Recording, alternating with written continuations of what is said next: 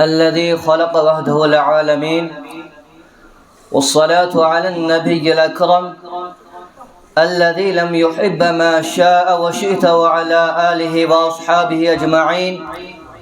أما بعد، فأعوذ بالله من الشيطان الرجيم. بسم الله الرحمن الرحيم. ولقد بعثنا في كل أمة رسولا أن يعبدوا الله واجتنبوا الطاغوت فمنهم من هدى الله ومنهم من حقت عليه الضلالة. حضرة رئيس الحفل الموقر وسادة الأعزاء وزملائي في الفصول، إن الله تعالى أوجد هذا العالم وخلق كل شيء يوجد في هذا العالم. الله واحد أحد صمد قادر على كل شيء جبار قهار. هو الذي بعث الأنبياء والرسل إلى هذا العالم لحدث أن ينقذوا الناس من عبادة الأوثان إلى عبادة الله، ومن عبادة الأشجار إلى عبادة خالق الأشجار، ومن عبادة الأولياء إلى خالق الأولياء. حينما دعا الأنبياء والمرسلون إلى عبادة الله الخالق وتوحيد الرب الرازق، فدخل عدد من الناس في الإسلام ودعوته. أخيرا أرسل النبي الخاتم بالكتاب الخاتم إلى هذا العالم لإنجاء الناس الهالكين من الكفر بالله إلى توحيد الرب الجليل. فدخل العرب والعجم في حظيرة دعوته واعتنقوا الإسلام والأمور الدينية. هؤلاء هم الرجال الذين اعتقدوا بتوحيد الرب الجليل، هم الذين آمنوا بتوحيد الربوبية وتوحيد الصفات وتوحيد الألوهية والعبادة.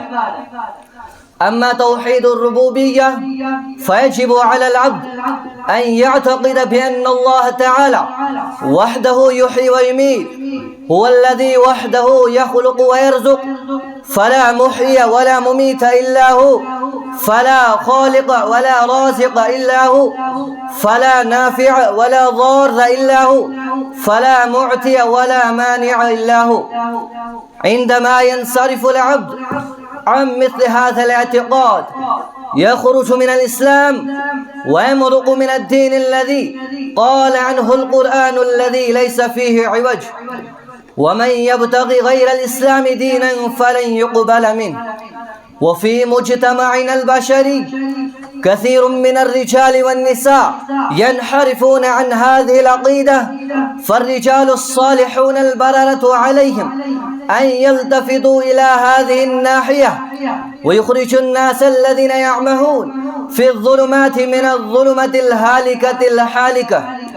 أما توحيد الصفات فعلى العبد أن يعتقد بأن الله تعالى له الأسماء الحسنى التي تتواجد في كتب الأحاديث الشريفة وأسفارها، والقرآن الكريم هو الآخر.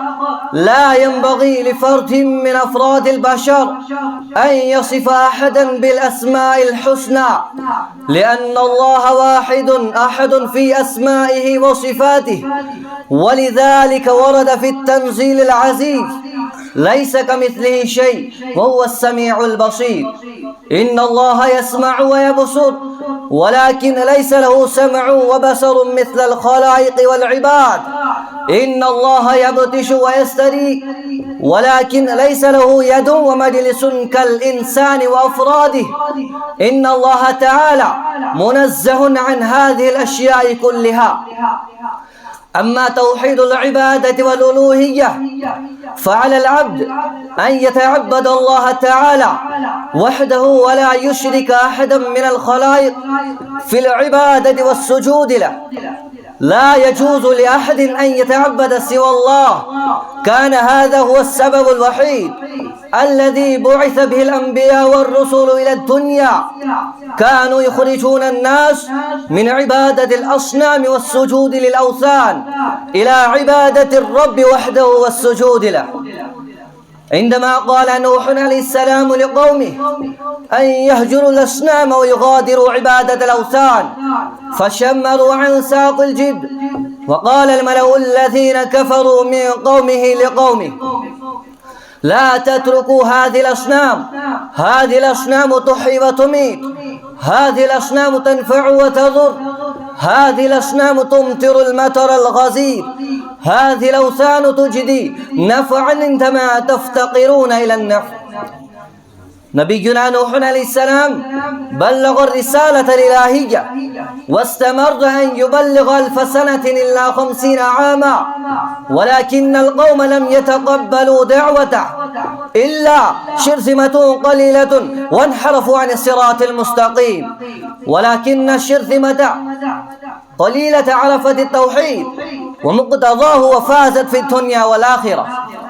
إن الله تعالى جنب الإنسان عن شائبة الشرك، حيث منع الفقهاء الكرام الصلاة في الضريح وعند الضريح، لأن الصلاة عند الضريح من سوائب الشرك.